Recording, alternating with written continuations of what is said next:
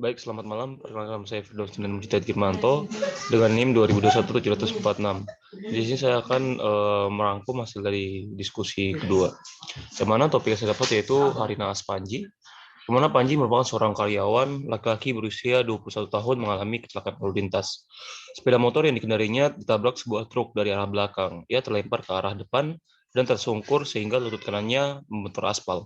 Ia tampak kesakitan sekali dan tidak mampu menggerakkan tunggainya. Di rumah sakit, Panji segera diberi pertolongan. Yang dipasang bidai pada tungkai kanannya.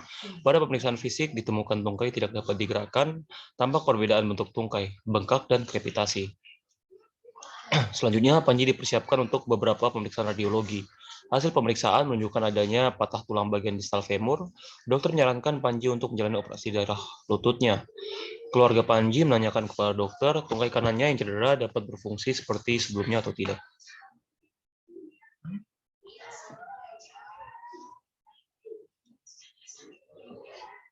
Baik, untuk yang pertama saya akan membahas mengenai bagaimana struktur anatomi dan histologi dari tulang panjang tersebut.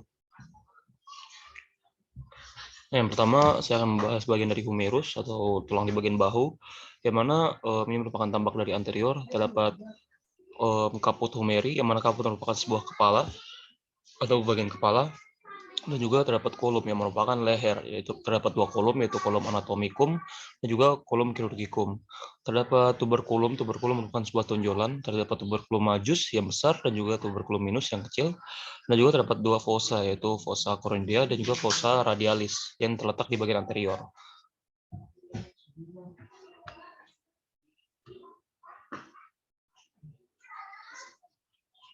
Nah, berikut ini merupakan tampak posterior dari tulang humerus, yang mana di sini terdapat sebuah fossa yang bisa digunakan untuk membedakan bagian anterior dan juga posterior. Di bagian posterior terdapat fossa yang sangat dalam, yang disebut dengan fossa olecrani. Nah, berikut ini merupakan bagian tulang ulna dan juga tulang radius, yang mana juga terdapat kaput radius, dan juga terdapat kolom radius atau kolom radi, dan juga pada bagian ulna terdapat tuberositas ulna atau sebuah tonjolan pada ulna. Dan juga terdapat facies anterior yang merupakan bagian anterior dari tulang ulna, dan juga terdapat bagian permukaan dari persendian bagian karpal yang terletak di pergelangan tangan. Nah, berikut ini merupakan bagian tulang dari femur. Nah, mana pada femur sendiri terdapat kaput osis femoris yang terletak yang akan menyatu di bagian tulang pelvis, dan juga terdapat korpus. Nah, korpus sendiri merupakan bagian badan, yaitu terdapat bagian yaitu korpus osis femoralis. Ini merupakan tampak anterior, sedangkan ini tampak posterior. Pada tampak posterior terdapat linea aspera yang terdiri dari labium mediale dan juga labium lateral. Nah, sedangkan pada kasus tersebut terdapat fraktur di bagian distal femur, yaitu di bagian sini, terletak di bagian dekat lutut. Nah, berikut ini merupakan bagian dari tulang tibia dan juga fibula. Tibia merupakan tulang yang bisa disebut dengan tulang kering. Juga terdapat tulang fibula yang di bagian belakang tulang kering atau tulang tibia.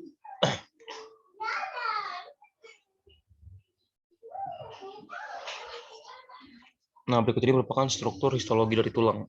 Nah, ketika tulang humerus kita ambil dan juga kita perbesar, terdapat lapisan bagian luar, yaitu lapisan periosteum, yang mana periosteum terdiri dari dua lapisan, yaitu lapisan fibrosa yang terdiri dari jaringan ikat padat, dan juga lapisan sel atau lapisan seluler yang terdiri dari sel-sel osteoprogenitor. Jadi pada saat kita cedera maupun usia tulang kita sudah tua, sel-sel osteoprogenitor ini akan bertransformasi menjadi osteoblas. Di mana osteoblas sendiri berfungsi sebagai deposisi tulang atau pemadatan tulang. Nah, terdapat osteon. Osteon ini ketika ditarik satu ini terdapat tiga lapisan, yaitu satu lamela, dua lamela, dan juga lamela 3. Di mana serat-seratnya itu terdapat serat kolagen yang berlawanan arah, yang mana ini berguna untuk memberi kekuatan yang baik untuk tulang. Nah, dan juga terdapat lakuna yang terdiri dari osteosit dan juga kanalikuli. Nah, kemudian bagian yang berpori-pori ini disebut dengan trabekula tulang spongiosa. Yang mana trabekula ini bagian tepinya itu dilapisi dengan endosteum. Dan juga terdiri dari osteoklas, lamela, dan juga osteosit.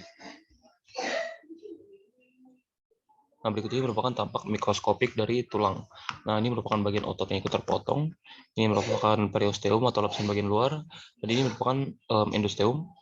Sedangkan ini merupakan trabekula yang mana di bagian sisi yang tadi itu terdapat endosteum juga.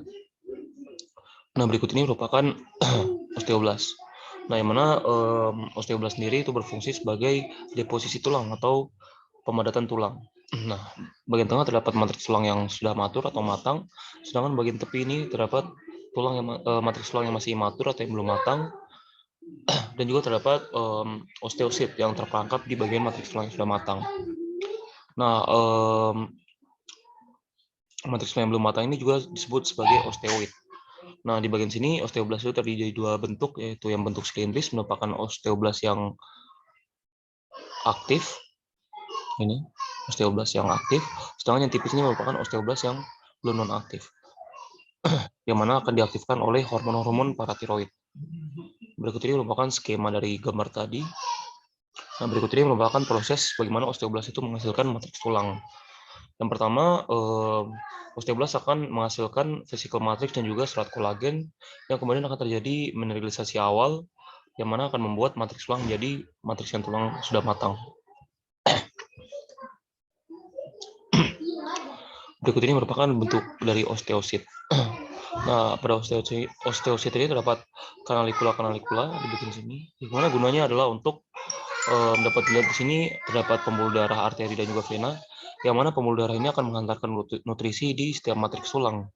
Nah, oleh karena itu diperlukanlah kanalikula tadi untuk mengantarkan nutrisi dari matriks tulang yang terletak di bagian pinggir sini. Selanjutnya terdapat osteoklas. Nah, osteoklas ini kerjanya berlawanan dengan osteoblas, yang mana osteoklas ini dia berfungsi untuk menghancurkan matriks tulang atau remodeling tulang. Osteoklas mempunyai dua bentuk, yaitu non-aktif dan juga aktif. Bentuk osteoklas yang aktif yaitu terdapat seperti duri-duri ini, yang mana duri-duri ini akan mensintesis atau mensekresi sebuah enzim, yaitu yang bernama kolagenase, yang mana akan digunakan untuk menghancurkan matriks tulang. Nah, osteoklas ini akan diaktifkan bersamaan dengan pengaktifasian dari osteoblas. Nah, berikut ini merupakan tulang primer dan tulang sekunder, yang mana pada tulang primer atau tulang lunak itu lebih banyak terdapat kolagen, sedangkan pada tulang sekunder lebih banyak kalsium, yang biasanya terdapat di tulang-tulang orang dewasa. Nah, berikut ini kita masuk ke dalam nomor 2, yaitu yang mana struktur anatomi apa saja yang ada di bagian daerah lutut, termasuk saraf dan juga pembuluh darah utama pada daerah lutut.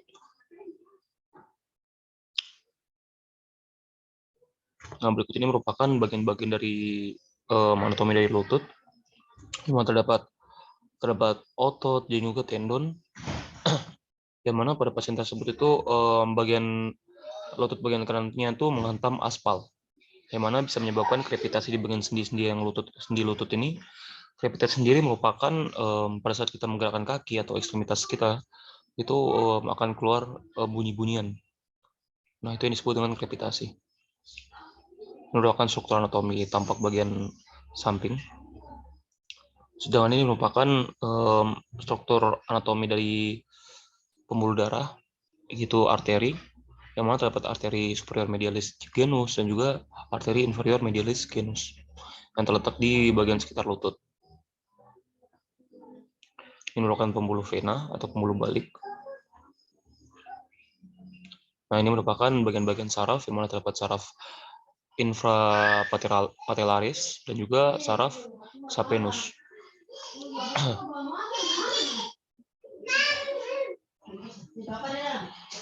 Nah, ini merupakan struktur anatomi dari lutut, yang mana terdapat tulang patella. Ini tempat patella sendiri terdiri dari basis patella, facies anterior, dan juga apex patella. Nah, kemudian kita masuk di nomor 3, yang mana soalnya adalah bagaimana kinesiologi dan biomekanika normal tungkai dan lutut. Kinesiologi merupakan ilmu yang mempelajari tentang gerak tubuh manusia.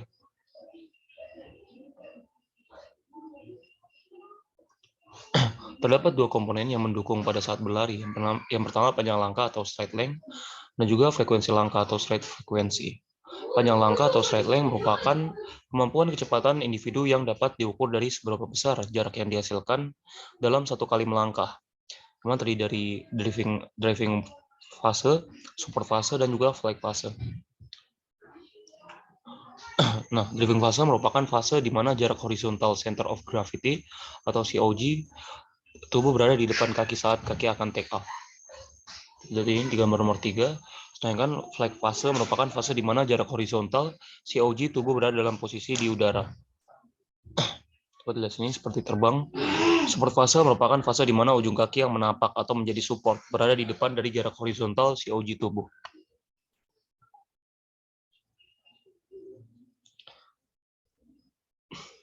Gerakan melangkah yang berulang-ulang secara bergantian antara tungkai kanan dan kiri disebut sebagai siklus melangkah atau gait cycle.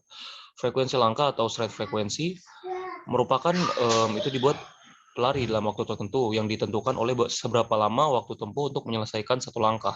Semakin lama waktu perputaran kaki untuk menghasilkan langkah, maka semakin sedikit langkah yang dibuat dalam waktu tertentu, dan sebaliknya.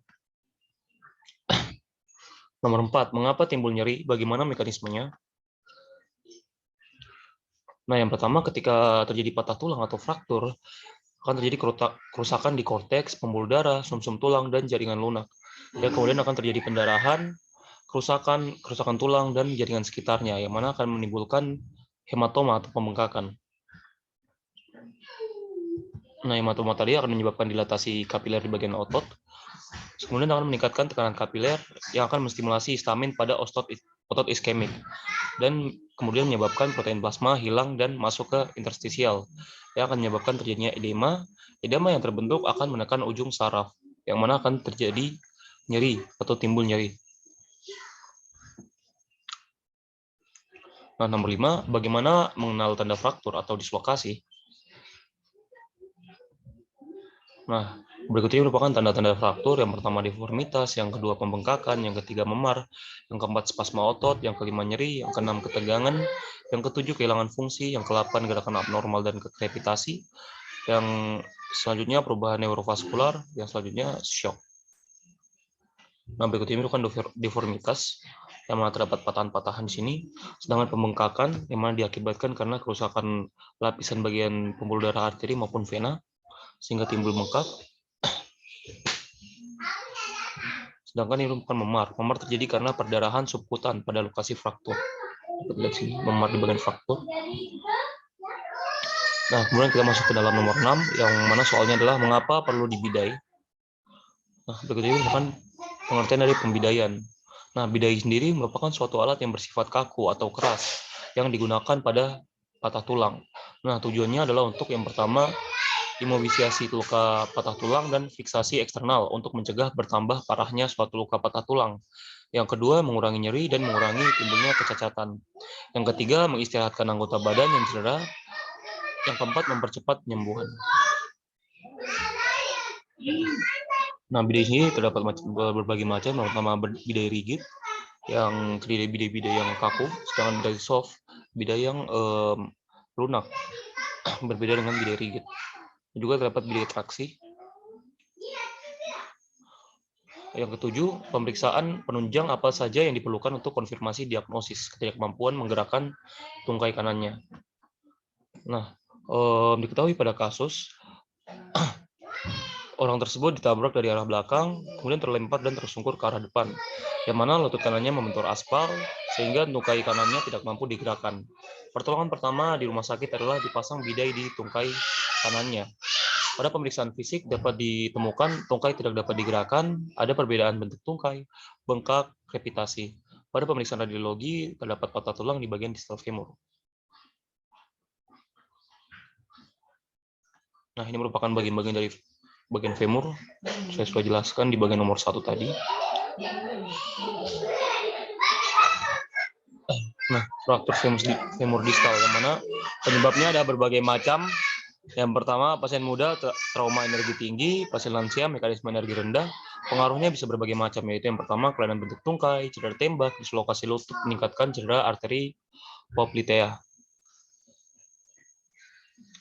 Pemeriksaan fraktur femur distal. Yang pertama bisa dilakukan anamnesis, yang kedua bisa pemeriksaan fisik, yang terdapat look, feel, move, Dan juga yang ketiga, pemeriksaan radiologi. Anamnesis yang dapat kita tanyakan kepada pasien yaitu bisa berupa mekanisme cedera dan juga pernah mengalami cedera atau fraktur sebelumnya atau meriwayat fraktur. Nah, pada pemeriksaan fisik terdapat 3 bagian, yaitu yang pertama look, memperhatikan penampakan cedera terbuka atau tertutup. Yang kedua feel atau palpasi, yang mana merasakan ekstremitas dari proximal move berupa pemeriksaan room atau range of motion. Nah, pemeriksaan radiografi sendiri mempunyai syarat-syarat atau klasifikasian. Ada 4, yaitu yang pertama two views, yang mana akan dilihat dari berbagai sudut pandang, yaitu anteroposterior dan lateral. Two joints melihat 2 sendi pada ekstremitas yang cedera. Two limbs membantu dalam mendiagnosa dan melihat anatomisnya. Two occasion terdeteksi beberapa hari kemudian.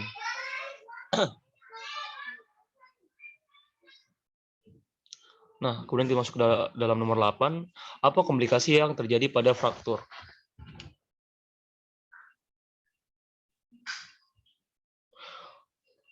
Nah, fraktur femur distal yang mana disebabkan oleh cedera kecelakaan, trauma, dan cedera terbuka atau cedera yang memiliki risiko tinggi untuk mengalami cedera vaskular. Nah, komplikasi yang pertama sindrom kompartemen, yang kedua nyeri sekunder, malunion, yang mana menyebabkan artritis pada kompartemen medial dan lateral. Selanjutnya infeksi dapat terjadi 3-16% untuk fraktur tertutup. Kecacatan apabila terjadi komplikasi jangka panjang. Berikut kita masuk ke dalam nomor 9, yang mana bagaimana pengulangan fraktur, apa yang mendasarinya. Nah, klasifikasi fraktur terbagi menjadi 12, yaitu sebagai berikut. Yang pertama, fraktur berdasarkan tempat, yaitu fraktur femur, humerus, tibia, clavikula, ulna, radius, cruris, dan yang lainnya. Fraktur berdasarkan perluasan terdapat 2, yaitu komplit dan incomplete. Mana komplit itu satu patahan dari sisi yang lain sampai di sisi yang satunya. Sedangkan incomplete hanya terjadi pada satu sisi. Fraktur berdasarkan bentuk garis patahan ada fraktur transvers, fraktur obliku, fraktur spiral, fraktur comminute. Nomor 4, berdasarkan fragmen tulang, simple, komunitif, segmental. Simple terdiri 2 fragmen, di mana patahannya hanya seperti ini. Sedangkan komunitif itu seperti remuk. Sedangkan segmental itu terdapat 2 patahan di satu tulang yang sama. Yang kelima, fraktur berdasarkan posisi fragmen. Yang pertama, fraktur undisplaced atau tidak bergeser, yang mana garis patah lengkap tetapi kedua fragmen tidak bergeser dan periosteum masih utuh. Yang kedua, fraktur displaced atau bergeser. Terjadi pergeseran fragmen tulang yang juga disebut sebagai lokasi fragmen. Yang keenam, fraktur berdasarkan hubungan fragmen tulang dan jaringan sekitar. Yang pertama ada fraktur tertutup, yang mana fraktur yang fragmen tulangnya tidak mempunyai hubungan dengan dunia luar.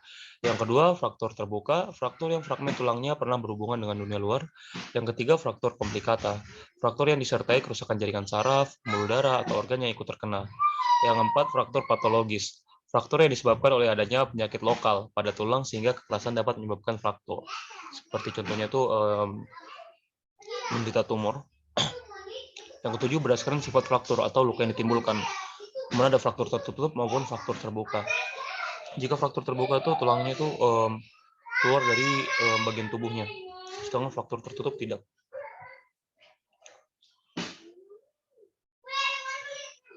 Nah, pada fraktur tertutup sendiri terdapat klasifikasi. Yang pertama ada 4 tingkatan. Yang pertama tingkat 0, mana tingkat 0 ini fraktur biasa dengan sedikit atau tanpa cedera jaringan lunak di sekitarnya. Tingkat 1, fraktur dengan abrasi dangkal atau memar kulit dan jaringan subkutan. Tingkat 2, fraktur yang lebih berat dengan kontusio jaringan lunak bagian dalam dan pembengkakan. Tingkat 3, cedera berat dengan kerusakan jaringan lunak yang nyata dan ancaman sindroma kompartemen. Fraktur terbuka, bila hubungan antara fragmen dengan dunia luar adanya perlukaan di kulit. Pada di sini terdapat 5 tipe di sini. Nah, yang ke-8 ada fraktur berdasarkan garis fraktur dan hubungannya dengan mekanisme trauma. Dapat dilihat sini bagian otot yang melekat dengan tulang bagian humerus itu mengalami fraktur sehingga bisa mengganggu kinerja atau aktivitas dari gerakan lengan. Yang 9, fraktur berdasarkan kedudukan tulangnya. Yang pertama, tidak adanya dislokasi. Yang kedua, adanya dislokasi yang meliputi head exim, membentuk sudut, head lotus, fragmen tulang berjauhan, head longitudinal, berjauhan memanjang, head lotus, cum contractiosunum, berjauhan dan memendek. Yang ke-10, fraktur berdasarkan posisi fraktur. Yang mana terdapat 3, yaitu sepertiga proksimal, sepertiga medial, dan juga sepertiga distal. 11, fraktur kelelahan atau fraktur akibat tekanan yang berulang-ulang. Nah, fraktur ini paling sering di bagian tibia maupun fibula, metatarsal, terutama pada atlet, penari, dan rekrutan tentara. Yang ke-12, fraktur patologis. Fraktur yang diakibatkan karena proses patologis tulang. Fraktur ini biasanya pada orang yang terkena tumor. Yang ke-10, pemeriksaan penunjang apa yang diperlukan untuk menegakkan diagnosis? Nah, pemeriksaan penunjang yang dapat dilakukan untuk mendiagnosis fraktur dan dislokasi tulang belakang adalah pemeriksaan laboratorium, X-ray, CT scan, dan MRI. Pemeriksaan laboratorium yang diperlukan pada pasien dengan fraktur dan dislokasi tulang belakang bertujuan untuk melihat adanya kerusakan organ akibat atau berkaitan dengan fraktur dan dislokasi tulang belakang. Radiografi atau X-ray. Hal yang dapat dilihat dari pemeriksaan radiografi polos adalah identifikasi fraktur, estimasi pembentukan tulang, dan pelurusan garis spinal. Ini saya sudah jelaskan di nomor sebelumnya. Nah, radiografi atau X-ray, dari foto sinar X dapat ditentukan tipe frakturnya, posisi pergeseran fragmen fraktur, keterlibatan fisis atau garis pertumbuhan, ekstensi garis fraktur ke dalam sendi, dan adanya patologi sebelum fraktur. CT scan digunakan untuk melihat adanya fraktur tersembunyi yang tidak dapat dilihat dengan radiografi polos atau X-ray. Kekurangan di CT scan adalah harganya yang cukup mahal dan radiasi yang dipaparkan pasien.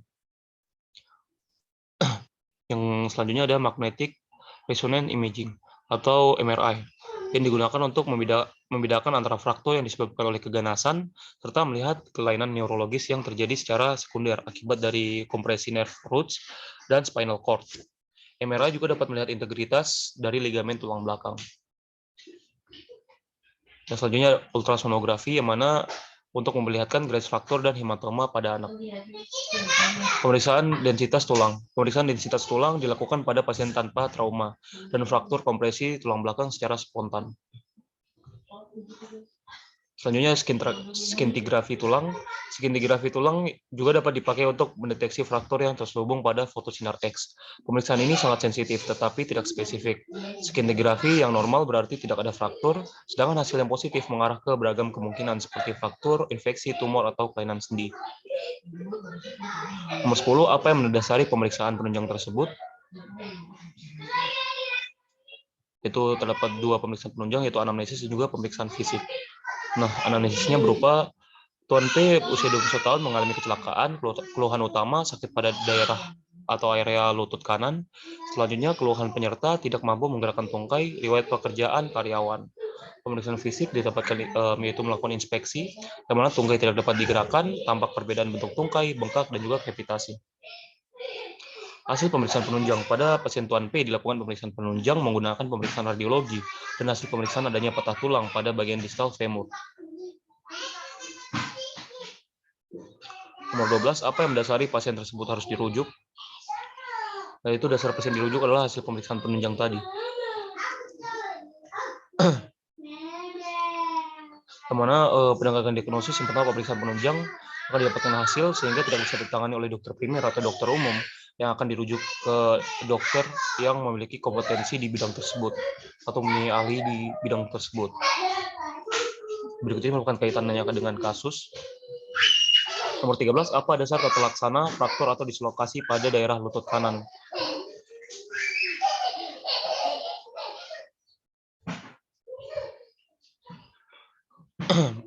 Berikutnya merupakan pengertiannya saja. Nah, tujuan penata fraktur adalah yang pertama mengurangi nyeri, yang kedua mendapatkan dan mempertahankan posisi yang optimal, mengizinkan dan membantu proses penyatuan tulang, yang terakhir mengembalikan fungsi yang optimal.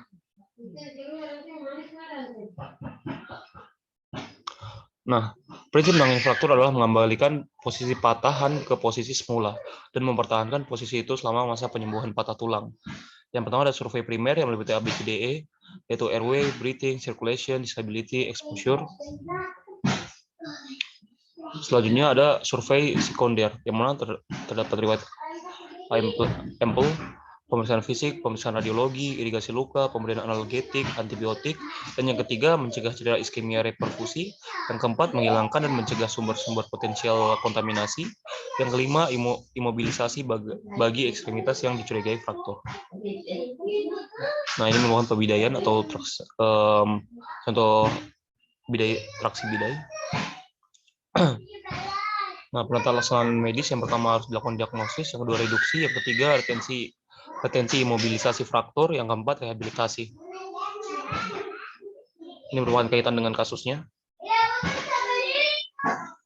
Nomor 4, bagaimana mekanisme proses penyembuhan fraktur?